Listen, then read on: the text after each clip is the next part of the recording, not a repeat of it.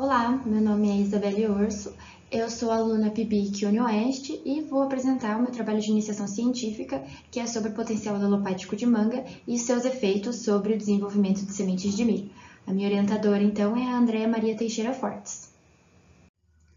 Como contexto, então, a agricultura convencional, ao longo do tempo, ela tem sido associada à degradação dos solos. As práticas intensivas, como o uso excessivo de agrotóxicos, as monoculturas, o desmatamento, esse processo ele pode resultar na perda de nutrientes do solo, erosão e impactos negativos na biodiversidade. Portanto, então, a busca por alternativas mais sustentáveis, por uma agricultura mais sustentável, ela tornou-se uma necessidade e uma realidade. Dentro dessa busca, então, pela agricultura mais sustentável, surgem os sistemas agroflorestais. Eles emergem, então, como uma solução mais promissora para os desafios da agricultura convencional. Os SAFs, então, eles são sistemas que integram, consorciam espécies arbóreas, nativas e frutíferas, à produção agrícola e até mesmo a atividade pecuária. Promovendo então a biodiversidade, os SAFs eles auxiliam na qualidade do solo, na recuperação de áreas degradadas e, além disso, proporcionam benefícios econômicos sustentáveis para os agricultores também. Essa abordagem, então, ela busca equilibrar a produção agrícola com a conservação do meio ambiente. Dentro desse sistema de integração entre as plantas, Risse, em 1984, estuda então os fenômenos de alelopatia, que é quando as espécies que estão inseridas em determinado local liberam metabólitos secundários no solo e esses metabólitos podem influenciar de maneira positiva ou negativa no crescimento das plantas vizinhas. Como havia dito, então, a questão dos SAFs, dessa integração entre plantas arbóreas e a cultura agrícola.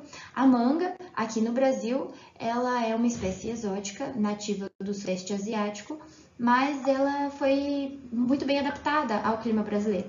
Sua presença, então, ela não enriquece apenas a diversidade botânica, mas também contribui significativamente para a agricultura e cultura local, que evidencia a importância da biodiversidade na sustentabilidade agrícola. O milho, por sua vez, o ZEA+, ele desempenha um papel crucial, vital na economia brasileira. O Brasil é um dos maiores produtores mundiais de milho e essa cultura desempenha, então, um papel na segurança alimentar e na economia agrícola do país. Com objetivos, então, para esse trabalho, tendo em vista a importância de estudos para novas formas de uso da terra, visando o menor impacto ambiental, o objetivo do presente trabalho foi avaliar, então, o efeito alelopático das folhas secas de manga sobre sementes de milho e de cenoura, que foi utilizado como espécie bioindicador aqui nesse trabalho. No material e métodos, então, utilizados para fazer os experimentos, nós coletamos as folhas de manga na zona rural do município de São Miguel do Iguaçu.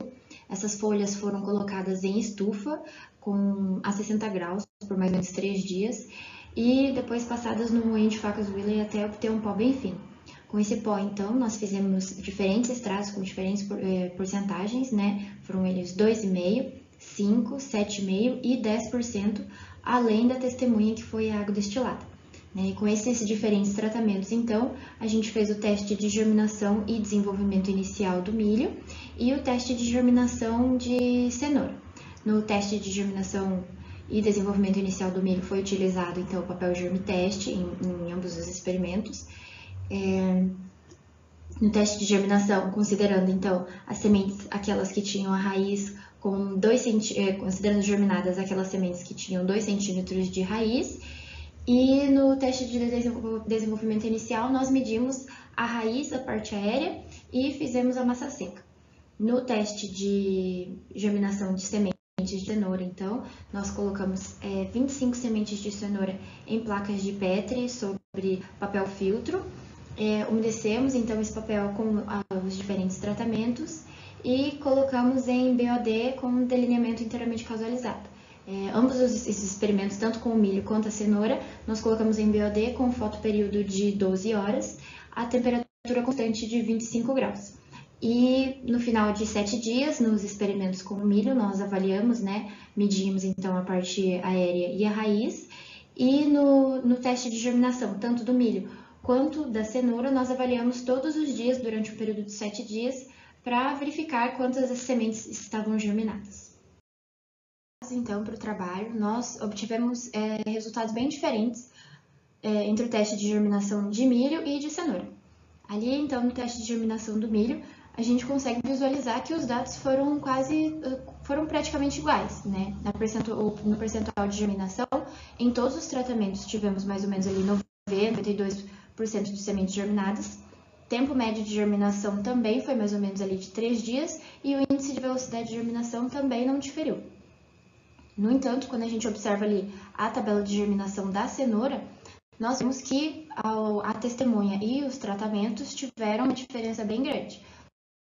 Então, na testemunha, que foi o tratamento a 0%, 81% das sementes foram germinadas, enquanto que o tratamento a 10% de extrato, apenas 11% das sementes foram germinadas, né? Tempo médio de germinação não mudou muito ali, entretanto, o índice de velocidade de germinação também diferiu bastante entre a testemunha e os tratamentos. Aqui, então, na tabela de desenvolvimento inicial, os dados também foram estatisticamente equivalentes. Nós medimos a parte aérea e a raiz das sementes de milho. A parte aérea, então, vimos aqui, a gente consegue visualizar aqui que a testemunha e os outros tratamentos não são muito diferentes entre si. Apesar da raiz aparentar sim essa diferença, né, onde a testemunha teve uma média de 22 centímetros de raiz, enquanto que o tratamento a 10% teve apenas 9 centímetros, quando a gente faz a massa seca da raiz, todos têm mais ou menos o mesmo peso ali, como 0,80 gramas. Assim, da mesma forma, acontece com a massa seca da parte aérea, onde todos eles têm mais ou menos o mesmo peso, então os dados são estatisticamente equivalentes. A partir, então, dos dados obtidos nos experimentos, a gente consegue concluir que as sementes de cenoura elas foram influenciadas de maneira negativa pelo extrato de Mangifera indica, indicando, então, o potencial alopático da espécie. O milho, por sua vez, né, não obteve diferença estatística, então ele não sofreu influência dos metabólitos secundários. Agradeço, então, ao Laboratório de Fisiologia Vegetal, o LAFEV, por todo o espaço e material cedido, aos meus colegas e orientadora e à UniOeste pela bolsa de pesquisa. Obrigada.